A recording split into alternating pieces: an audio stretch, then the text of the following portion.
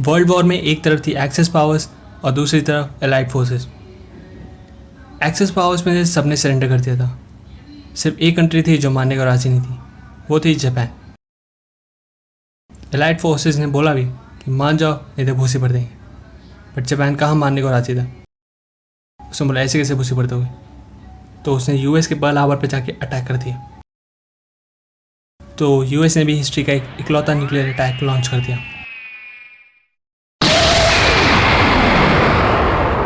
उसके बाद तो इकोनॉमी क्या सब कुछ शटर हो गया। उसके बाद 15 अगस्त 1945 जापान ने सरेंडर कर दिया।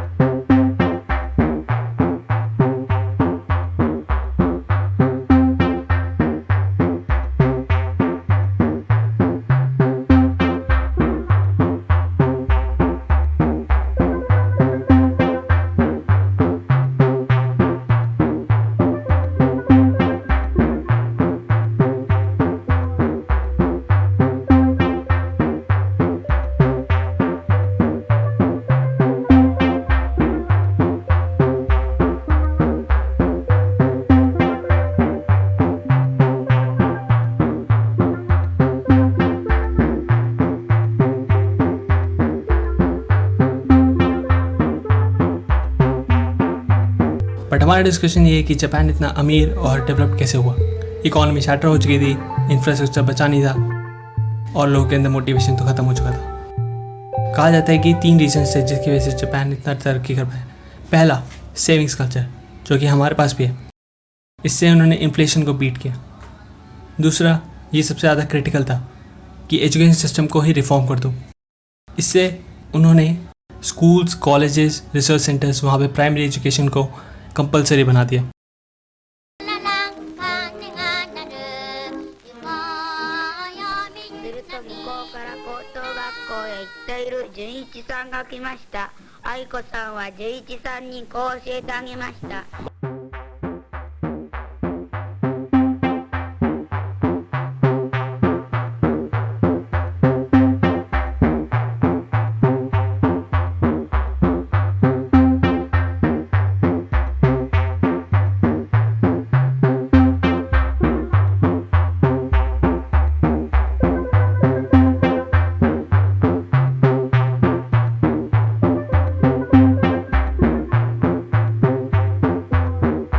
जिससे प्रोड्यूस हुआ हाईली ट्रेंड वर्कर्स, जिन्होंने काफ़ी इंपॉर्टेंट रोल निभाया है इकोनॉमी के अंदर। फिर तीसरा है working for long hours. Japan के अंदर है एक कल्चर कि एम्प्लॉयज़ जो है वो काफ़ी देर तक काम करते हैं, काफ़ी घंटों घंटों तक अपनी कंपनी के लिए वो जान भी न्यौछावर कर देते हैं। ये एक प्रॉब्लम भी बन के आई क्योंकि ज़्यादा घंटों तक काम करने की वजह से उनके अंदर स्ट्रेस बढ़ा और काफ़ी लोगों ने सुसाइड की। बल्कि जापान में इसके लिए एक वर्ड भी है। ये तो थे रीजंस, बट क्या स्टेजेस थे जिससे होके जापान इतना आगे पहुंचा।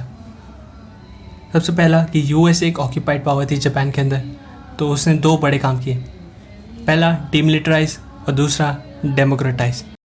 डिमिलिटराइज करने से डिफेंस का जो एक्सपेंडिचर था जापान का वो काफ़ी कम हो गया, और डेमोक्रेसी थी उसने सब लोगों को इक्वल राइट्स दिए और जो चाहे वो ऑक्यूपेशन फॉलो करने के लिए फ्रीडम थी। दूसरा कि जो बड़े बड़े फार्म लैंड थे उन्हें स्मॉल फार्मर्स को दे दिया गया। तीसरा कि एंटी ट्रस्ट लॉ पास किया, इससे कोई भी कंपनी मोनोपोली नहीं बन सकती, जिससे सब लोगों को इक्वल चांस मिला अपनी कंपनी खड़ी करने का। पर इकोनॉमिक पावर चेंज बनने के लिए ये ग्रोथ रेट बहुत स्लो थी। तो यहीं पर मिली जापान को एक अपॉर्चुनिटी, कोरियन वॉर। जब अलाइड फोर्सेस को चाहिए थी सप्लाईज, तो जापान ने प्रोवाइड किया उन्हें, जिससे जापान को मिला एक ट्रस्ट और एक मार्केट।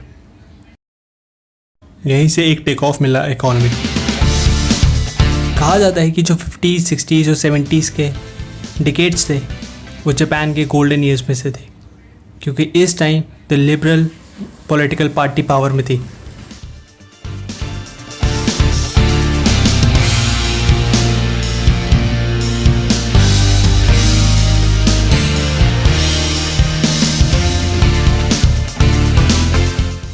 जिसने अगले 40 सालों तक रूल किया। कहा जाता है कुछ साल पहले क्लासिफाइड डॉक्यूमेंट्स रिलीज़ हुए थे जिसमें पता चला कि CIA इस पार्टी को फंड कर रही थी। ये वही पार्टी है जिसके PM शिंजो आबे थे। अर्ली 1960s में PM हयातो इकिदा ने अनाउंस किया कि वो अपनी इकोनॉमी को डबल करना चाहते हैं अगले 10 सालों में।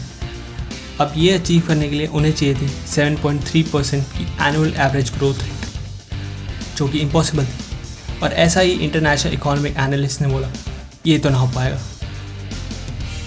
बट 10 सालों के बाद ये पता चला कि इकोनॉमी जो थी वो 2 टाइम्स से ज़्यादा ग्रो कर रही थी और जो एवरेज ग्रोथ रेट था वो 9.3% का था। और 20 सालों बाद ये हो चुकी थी economy 5 times. GDP per capita हो चुकी थी 4 गुना और जापान बन चुका था लार्जेस्ट एसेट होल्डर और largest humanitarian add provider in the world.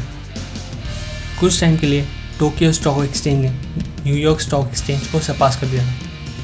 तो कुछ लोगों ने रिसर्च भी करनी चाहिए, तो उन्हें ये पता चला कि कुछ लोग ये मान रहे थे कि सेविंग्स, वर्क और ट्रेनिंग जो थी और गवर्नमेंट का इंटरवेंशन ना होने की वजह से उनकी इकोनॉमी इतनी अच्छी परफॉर्म कर पाई। और दूसरी साइड लोग कह रहे थे कि मैक्रो इकोनॉमिक पैरामीटर्स जो थे उन्हें गवर्नमेंट ने कंट्रोल में रखा, इससे इकोनॉमी को एक एक्सेलरेशन मिला। What do you think?